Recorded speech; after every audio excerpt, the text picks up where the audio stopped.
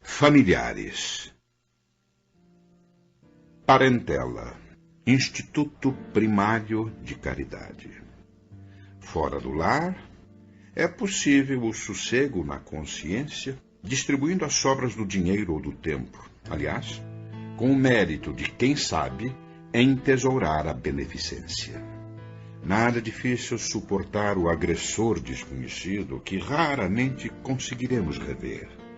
Nenhum sacrifício em amparar o doente largado na rua, a quem não nos vinculamos em compromisso direto. Em casa, porém, somos constrangidos ao exercício da assistência constante. E é aí, no reduto doméstico, por trás das paredes que nos isolam do aplauso público, que a providência divina nos experimenta madureza mental, ou o proveito dos bons conselhos que ministramos. Nós, que de vez em vez desembolsamos sorrindo pequena parcela de recursos amoedados em benefício dos outros, estamos incessantemente convocados a sustentar os familiares que precisam de nós, não apenas mobilizando possibilidades materiais, mas também apoio e compreensão, disciplina e exemplo, resguardando as forças que asseguram felicidade. Anseias por encargos sublimes, queres a convivência das entidades superiores, sonhas com a posse de dons luminescentes, suspiras pela ascensão espiritual. Contempla, no entanto, o espaço estreito que te serve de moradia e lembra-te da criança na escola. Em cada companheiro que partilha a consanguinidade, temos um livro de lições que, às vezes, nos detém o passo por tempo enorme no esforço da repetência. Cada um deles nos impele a desenvolver determinadas virtudes. Num a paciência, no outro a lealdade, e ainda em outros o equilíbrio e a abnegação, a firmeza e a brandura. A pretexto de auxiliar a humanidade, não fujas do cadinho fervente de lutas em que a vida te colocou, sob o telhado em que respiras, ainda mesmo ao preço de todos os valores da existência física. Refaze milhares de vezes as tuas demonstrações de humildade e serviço perante as criaturas que te cercam, ostentando os títulos de pai ou mãe, esposo ou esposa, filhos ou irmãos, porque é de tua vitória moral junto deles que depende a tua admissão definitiva entre os amados que te esperam, nas vanguardas de luz, em perpetuidade de regozijo na família maior.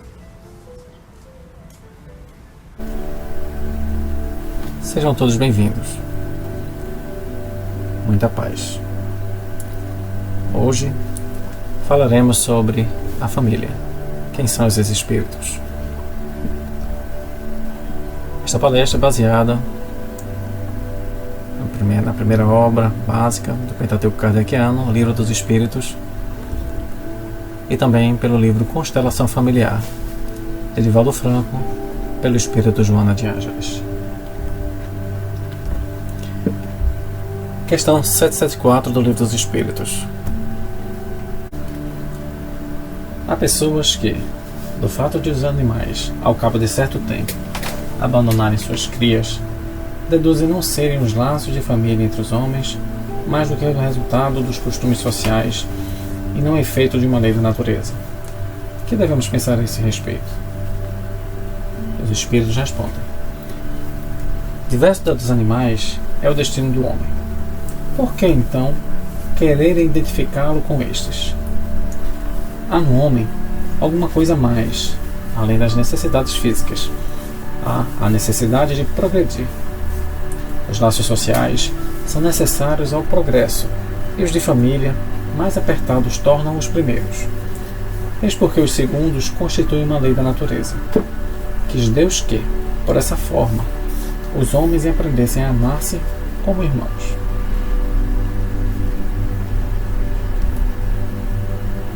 Questão 205. a algumas pessoas, a doutrina da reencarnação se afigura destruidora dos laços de família, como fazê-los anteriores à existência atual. E os espíritos respondem: ela os distende, não os destrói. Fundando-se o parentesco em afeições anteriores, menos precários são os laços existentes entre os membros de uma mesma família. Essa doutrina amplia os deveres da fraternidade, porquanto no vosso vizinho ou no vosso servo pode achar-se um espírito a quem tenhais estado presos pelos laços da consanguinidade. Questão 775. Qual seria para a sociedade o resultado do relaxamento dos laços de família? Uma recrudescência do egoísmo, respondem os espíritos. Afinal, sem os laços de família, onde deve imperar o amor, naturalmente o egoísmo, aquele amor doentio que só pensa em si mesmo, tende a crescer no meio da sociedade. Questão 208. Nenhuma influência exercem os espíritos dos pais sobre o filho depois do nascimento deste? E os espíritos respondem: ao contrário, bem grande influência exercem, conforme já dissemos. Os espíritos têm que contribuir para o progresso uns dos outros.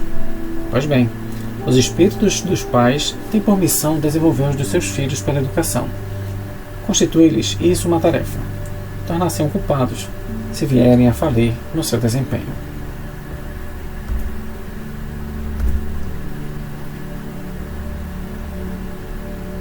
A família é a base fundamental sobre a qual se ergue o imenso edifício da sociedade, onde a experiência da fraternidade universal se inicia. Quando a família se enfraquece, a sociedade experimenta conflitos. A aparente falência do matrimônio não se deve à família, mas à desestruturação da ética e da moral.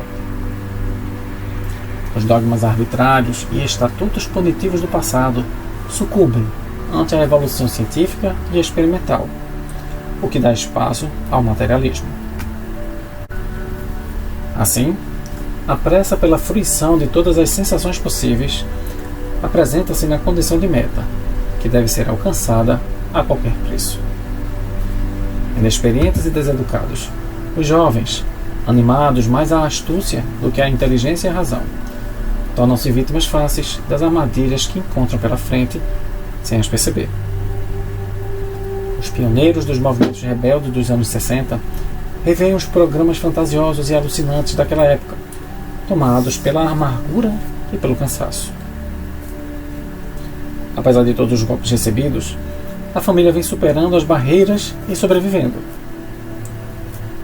O ser humano é constituído para viver em família, a fim de desenvolver os sublimes conteúdos psíquicos que lhe jazem adormecidos, aguardando os estímulos da convivência no lar, para liberá-los e sublimar-se. Quando procria com responsabilidade, atinge um dos momentos clímax da existência, especialmente quando se torna consciente do significado da progenitura.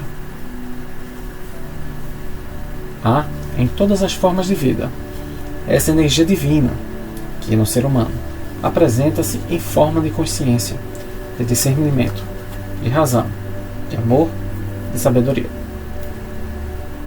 Na família, esse nobre sentimento encontra campo fértil para desenvolver-se, felicitando os seres frágeis que reiniciam a jornada, bem como aqueles que lhes constituem a segurança. Por essas e muitas outras razões, a constelação familiar jamais desaparecerá da sociedade terrestre, dando lugar ao enfermiço egoísmo, pelo contrário, superando-o com beleza espiritual.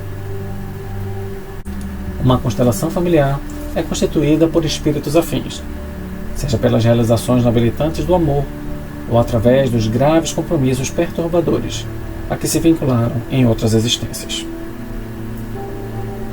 Igualmente pode organizar-se com alguns outros espíritos que se candidatam à afetividade, em ensaio para a ampliação dos sentimentos afetivos em torno da sociedade em geral compondo a sociedade universal. Os genitores. Aos pais, cabe a grave e operosa tarefa de autopreparação para o sublime cometimento. Planejamento. Comprometidos antes do renascimento, os espíritos que irão constituir o grupo familiar assumem responsabilidades perante a futura prole. São-lhes apresentados pelos guias espirituais aqueles que deverão constituir-lhes a prole, em cuja convivência desenvolverão os sentimentos de amor.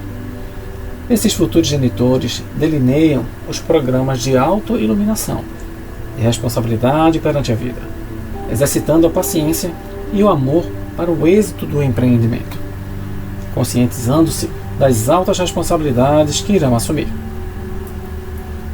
Então, para isso é necessário que este planejamento seja bem executado. Então, os reencarnados avançam até o momento do reencontro, quando se identificam afetuosamente, vinculando-se e providenciando a união conjugal indispensável à organização da família. Pois, sem união, com pai e mãe em locais distintos, vai dificultar muito o papel de educação desta prole que está programada. Nem sempre o planejamento é seguido, em face da precipitação emocional e do desajuste psicológico, como decorrência da precipitação e imaturidade sexual. Para que sejam evitados dramas dessa natureza, é indispensável que haja uma consciência de responsabilidade no uso do sexo, com o objetivo primordial em favor da procriação. Então a paternidade e a maternidade deve ser responsável, consciente do significado desta união, a fim de que sejam evitados os danosos recursos do aborto provocado e das suas lamentáveis mazelas de graves consequências. Afinal de contas, este tipo de recurso é considerado um infanticídio. O amadurecimento psicológico, mediante a consciência do dever, na aquisição do trabalho digno que confere segurança à prole, torna-se impositivo imediato, mesmo antes de ser assumido o compromisso familiar. Afinal de contas, para se receber a prole, há necessidade que haja uma estrutura, tanto financeira, quanto psicológica, quanto emocional do casal, para que eles possam se desincumbir com o melhor dos resultados, este grande compromisso com a espiritualidade. Então a prole, desde quando se nasce o filho, os genitores são convidados pela vida a uma mudança de objetivos existenciais. É natural, todos nós, quando somos casados, tendemos a curtir, o próprio casal se curtir um ao outro.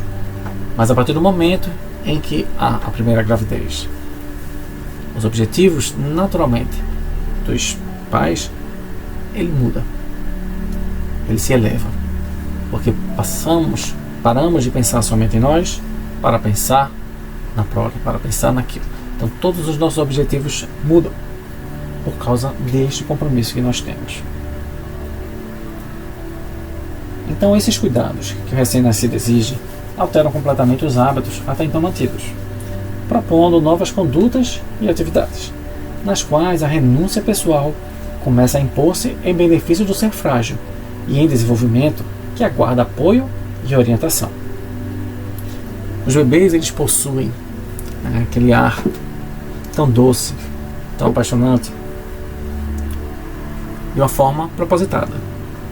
Deus, quando criou os seres, trouxe essa fofura, essa ternura, para que eles fossem exatamente bem cuidados, eles despertassem nos seus genitores aquele sentimento de afeto, de cuidado, porque ele naquele momento é um ser extremamente frágil e é totalmente dependente dos seus genitores. Então, se os exemplos do lar são fecundos de amor, de respeito e de paciência, os filhos tornam-se afáveis, dignos e gentis. Exceção feita àqueles que são portadores de transtornos de conduta ou vítimas de fenômenos teratológicos, aqueles fenômenos de deformidades físicas ou intelectuais. E essas vítimas são assim porque eles estão resgatando algo que eles fizeram de errado em suas vidas anteriores. É um positivo expiatório necessário, pois só assim eles acelerarão a sua evolução perante Deus, se resgatarão e muito mais rapidamente aquelas dívidas que eles mesmos contraíram em vidas anteriores. Sabe-se que muitos espíritos que renascem no mesmo lar nem sempre são credores da mesma afetividade. No entanto, essa é a oportunidade de união e de reparação, harmonizando os sentimentos no mesmo tom vibratório de afetividade. Sabemos que não é fácil. Muitas vezes há irmãos que dificilmente se suportam. Há pais com diferenças entre filhos ou filhas, mães com dificuldades com um ou outro. E isso é natural. O trabalho aqui é exatamente para cultivar, para acabar com essas arestas que foram criadas em vidas anteriores. Então, é necessário que o casal obtenha uma maturidade psicoemocional. Pois, infelizmente, a imaturidade psicológica de muitos adultos que se tornam pais leva-os a comportamentos infantis, procurando manter os mesmos hábitos de antes da constituição da prole. Pensam que, tornando-se fornecedores dos recursos que mantêm o lar, os recursos materiais, já estão sacrificados em demasia para novos comprometimentos e renúncias. Muitas mães transferem para as filhas ainda pequenas as angústias e frustrações, tornando-as modelos infantis que imitam os adultos, roubando-lhes a infância, tirando-lhes as abençoadas oportunidades de viver a quadra de construção de valores significativos, precipitando-lhes o desenvolvimento da sensualidade, do erotismo, do desrespeito pelo corpo e pela vida. Como podemos ver, há realmente pais que não têm limites, devido a essas frustrações emocionais, esses problemas interiores mal resolvidos. Então eles transferem às crianças essas necessidades não resolvidas de seus próprios interiores. Então podemos ver aqui, nessas imagens da esquerda, crianças que não devem ter 4, 5 anos de idade. Elas foram adultizadas, né? Trazendo uma aceleração desse erotismo, dessa sexualização que só mal fará a elas. Do meio para a direita, vemos exatamente o que é ser criança.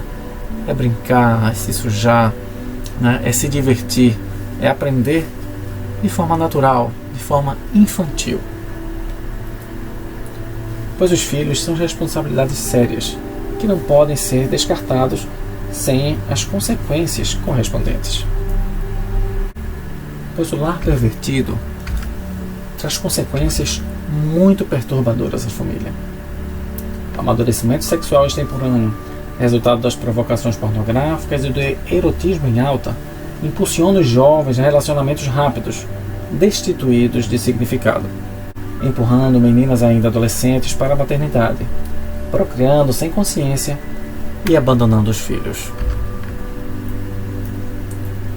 Esses órfãos de pais vivos, revoltados com esta situação, reúnem-se em grupos de excluídos, aumentando os conflitos que explodem nas comunidades, no terrorismo, na criminalidade desordenada. O lar, portanto, quando se perverte, ameaça a estrutura da sociedade. Este mesmo lar, no entanto, sustenta-se nos pilotis vigorosos, que são os genitores, deles dependendo a sua edificação ou o seu sossobro, a sua queda. O decálogo mosaico, os 10 mandamentos, aborda um mandamento no qual a lei divina impõe o amor e o respeito ao pai e à mãe. No entanto, é do soberano código o impositivo de que os pais devem esforçar-se por merecer o respeito e o amor da prole, através da sua conduta em relação à mesma.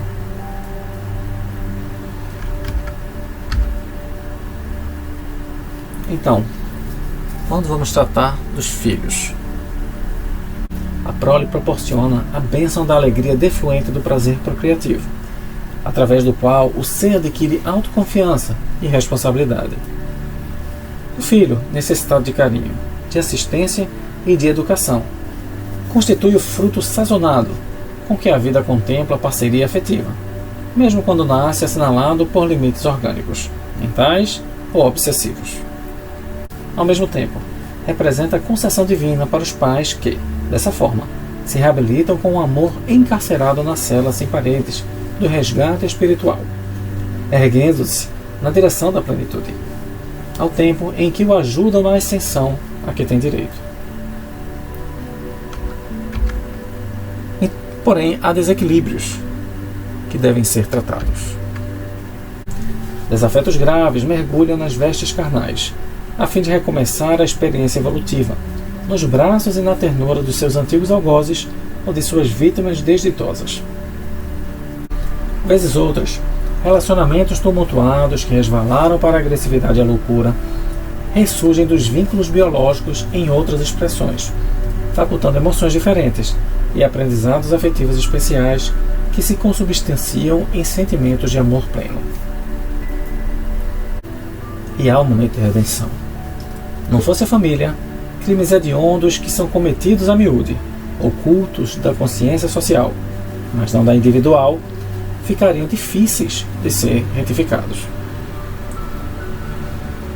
No seio da família, mais fácil torna-se a recuperação de uns e de outros, por impositivo da dependência dos que chegam diante daqueles que já se encontram na experiência humana, requerendo oportunidade e amparo. Os filhos devem aos pais, mesmo quando estes não conseguem desincumbir-se de maneira feliz do compromisso abraçado. Gratidão e respeito pela oportunidade abençoada do renascimento no corpo físico, no lar de que necessitam para evoluir. Lembro de ter visto uma palestra do Haroldo Dutra Dias, onde ele falava exatamente isso, que mesmo aquele pai ou aquela mãe que nos abandonou, fugiu de seus compromissos, eles, ao menos, nos deram a oportunidade de renascer e de dar continuidade ao nosso objetivo de redenção, de evolução. Então, trabalhando o próprio caráter e aprimorando-o, cumpre-lhes manter obediência e atenção, de modo a desenvolver os valores elevados do sentimento e da razão.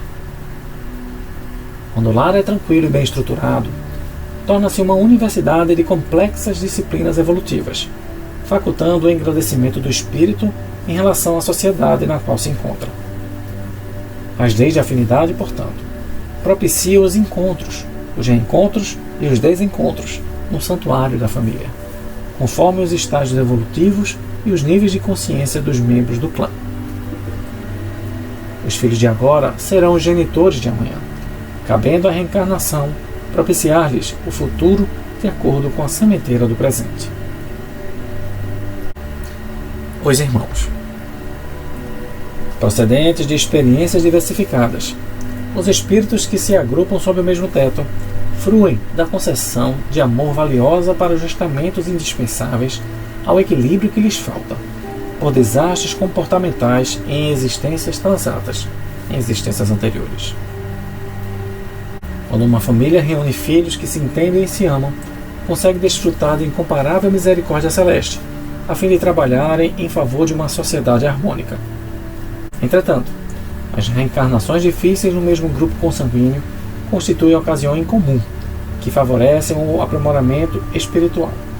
Na oficina doméstica, onde se caldeiam, onde se formam as imperfeições e se lapidam as anfractuosidades morais dos seus membros, ou seja, as rachaduras, as dificuldades que existem entre eles. Assim, cabe aos pais, na saudável convivência com os filhos, observar as imperfeições morais e a agressividade especialmente entre eles, corrigindo-lhes tais manifestações, dialogando com paciência e ternura, sem cedência na decisão ou aquiescência ao comportamento negativo. O amor, revestido de bondade sem conivência, culmina por suavizar os resquícios do ódio, ensejando concessão da amizade que se inicia, propiciadora de entendimento e de tolerância. Esses irmãos, portanto, são aprendizes da vida, formando um pequeno grupo social, introdução da sociedade ampliada, na qual serão convidados a viver no futuro que os aguarda. Os avós. No conjunto de experiências do lar, os avós desempenham significativa importância quando compreendem a função que lhes corresponde, não as extrapolando sob pretexto algum. Quando isso sucede, perturbações e destrambelhos nos relacionamentos ocorrem na estrutura doméstica. Habitem ou não os avós no mesmo núcleo, a sua deve ser uma conduta afável, gentil, sem interferências diretas no comportamento dos educadores, os pais. Os apegos excessivos aos filhos, masculinos ou femininos, geram conflitos com os seus parceiros, expressando as íntimas insatisfações e frustrações anteriores, agora disfarçadas, que se exteriorizam na condição de sogros falsamente protetores. Infelizmente, algumas genitoras que se fazem superprotetoras das filhas insensatas, tomando-lhes os rebentos, estimulam-nas ao prosseguimento da inconsequência que, às vezes, raia pela desventura, assim ajudando-as em mais comprometimentos morais e espirituais. Quantas avós, ao perceber que as filhas adolescentes ou muito jovens engravidaram e que ainda não possuem a maturidade necessária, muitas vezes, com pena, com a compaixão pelos netos, eles pegam esses netos para criar. Mas eles já não têm mais a condição física e também nem possuem esta responsabilidade. Os pais que assim se comportaram e assim procederam, eles têm a responsabilidade de corrigir a situação que por eles foi modificada. Aquele planejamento que tínhamos falado mais atrás. Quando há este tipo de modificação, devido ao nosso livre-arbítrio, é necessário que nós mesmos, aqueles que cometeram os delitos, sejam responsáveis pela solução, pelo resgate, pelo reequilíbrio daquela situação. Aos avós está facultada a tarefa de amar os netos, mas cuidadosamente, a fim de não os tornar soberbos em relação às outras crianças, aprendendo a alargar, a aumentar a família consanguínea com aqueles que sofrem carência, desenvolvendo o germe do amor universal, um conjunto ampliado, ou seja, não fiquemos somente na nossa família consanguínea. Devemos ensinar àqueles pequenos a importância da família universal, que os direitos que eles têm, as outras crianças também têm. Então os avós da família são bênçãos de amor, que nunca se devem transformar em focos de dissensão, de brigas, ou de malquerença, de desvios, de raivas, de atropelos.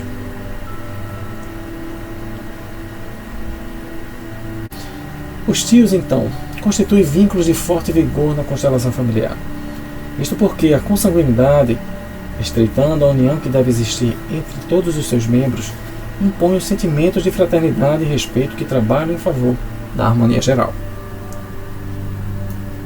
Pela lei natural, a de amor, quando falecem os pais, irmãos daqueles que sobrevivem, cabe-lhes o dever de amparar, na medida do possível, a família que ficou na orfandade, diminuindo as lutas e os testemunhos que desabam sobre os que sofrem a saudade, a falta física de apoio e experienciam os compromissos para os quais nem sempre estão preparados.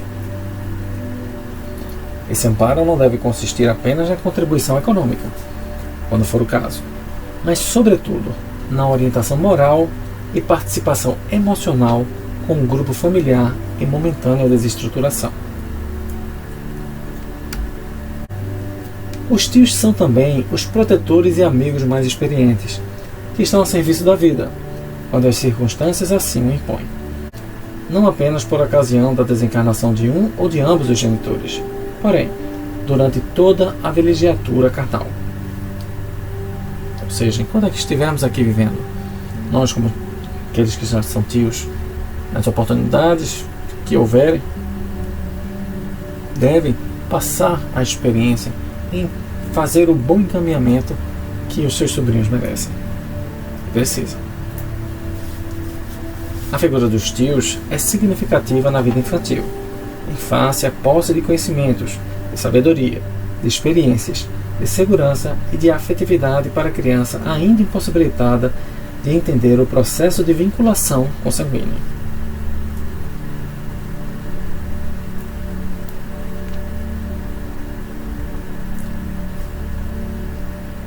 Então, chegando ao fim, podemos concluir que o calor humano que deflui da amizade real é estímulo para a existência e valioso contributo terapêutico para o desenvolvimento dos valores que constituem a vida.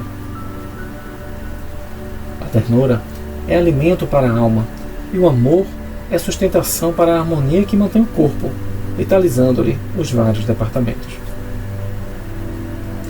Quando se é amado, mais facilmente se nutre de forças e de coragem para o desempenho das tarefas.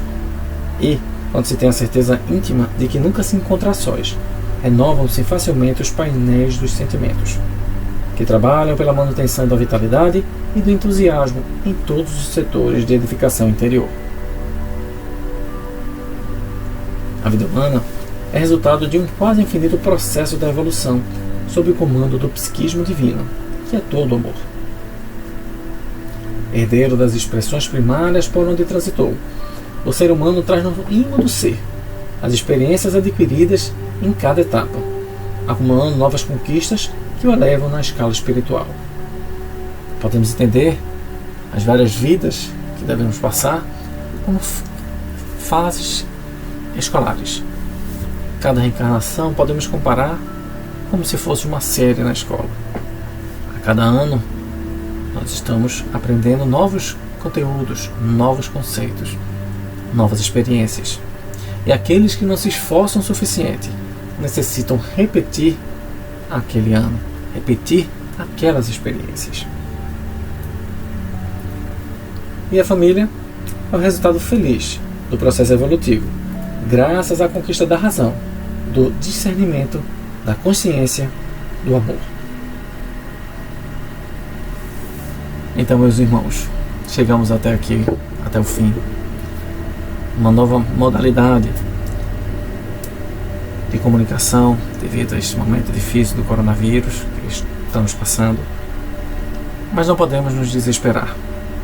Este é um momento de aprendizado, de reflexão interior, não só pessoal, mas também do grupo familiar. Devemos melhorar constantemente rotinas, hábitos, substituir aqueles hábitos ruins por hábitos bons, aprender a dar valor àquilo que realmente importa, aquilo que realmente engrandece, que é o amor familiar, que é o amor entre amigos, a presença física, palavra de conforto, palavra de carinho, palavra de afeto. Assim, desejo a todos muita paz em vossos corações, que essa paz, que esses conhecimentos que aqui foram abordados, nos trazidos pela espiritualidade superior, possam servir como um componente a mais para a harmonia familiar, pois quando as famílias de uma sociedade estão harmonizadas, esta sociedade é uma sociedade equilibrada e feliz. Que Deus encontre cada vez mais abertura em nossos corações para receber suas divinas bênçãos. Muita paz.